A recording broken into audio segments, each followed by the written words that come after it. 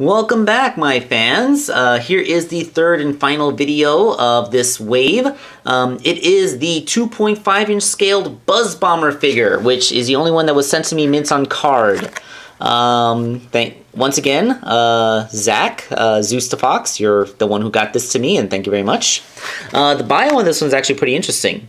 This pesky robotic bee has been a thorn in Sonic's side since day one. Use the spin jump to break this badnik before it fires a projectile from its stinger. So, yeah, like, Buzzbomber, the second ever badnik that Sonic ever encounters after Motobug.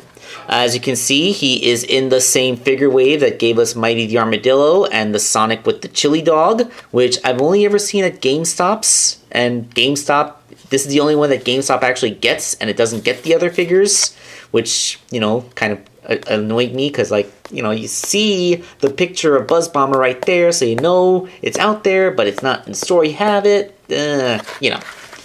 So let's get this guy off of this very nice 30th anniversary card, and we will hear all of the mint and sealed box collectors weep as I do this.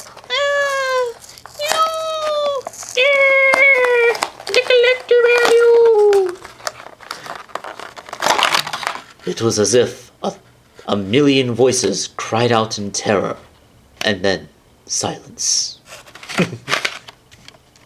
So, Buzzbomber.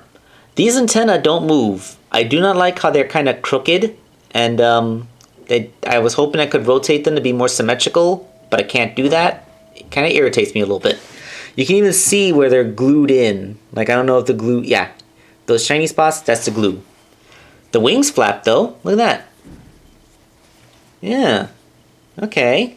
Okay, went back some of my Goodwill, so you can have him out like that so that he looks more like he's flying from the front. Or, like, if you want to see him from profile, you want to bring him up more. Yeah, that works. And his little rockets, they rotate around. That's kind of cool. Like, you can have him like with the rockets down in a down position for when he's hovering, or for when he's in flight, they go back like that. And his stand is removable, and his little gun, his stinger gun, is actually on its own universal joint, so it can be curled all the way forward, or it can go back some. Although, I'm thinking, instead of having a universal joint like this, which would allow this to wiggle around, if it was instead like a whole slide joint that went through the entire ball of the center of the figure, so that you could like pull it all the way back so that it could be behind it for when it's flying, and then curl it forward for when it's shooting. Because this is when it's shooting, this is nothing. Like, a Buzzbomber doesn't go in this posture normally. Yeah, that's my 2 cents on that. Also, his head is kind of cocked to the side, and it does not rotate. I would have liked it much better if it rotated. And now, I think I should address the elephant in the room. This is Buzzbomber as it looked in Sonic Lost World. Like, this is a Lost World Buzzbomber.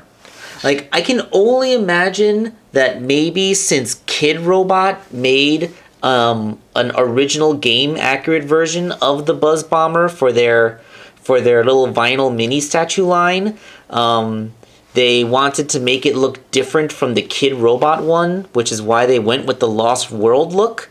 But, you know, it is kind of distracting when you consider, like, the Motobug is just the standard Motobug. Although I guess this isn't fully original game accurate either, because original Motobug would have had eyes like this.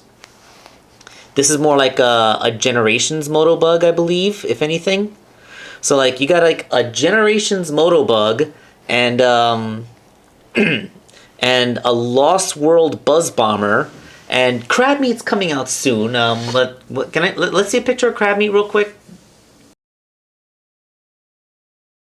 Yeah, if anything, I would say that Crab Meat looks most like from the original game, right?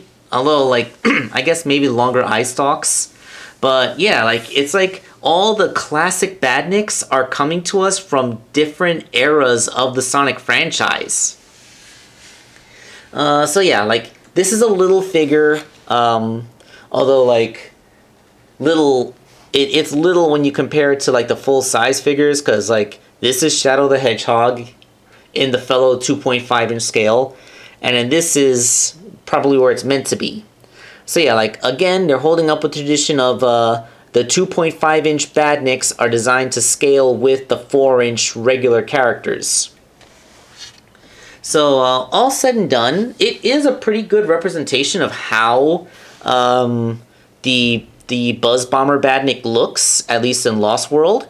And it does have a surprising amount of good articulation, especially with the posable rockets and wings.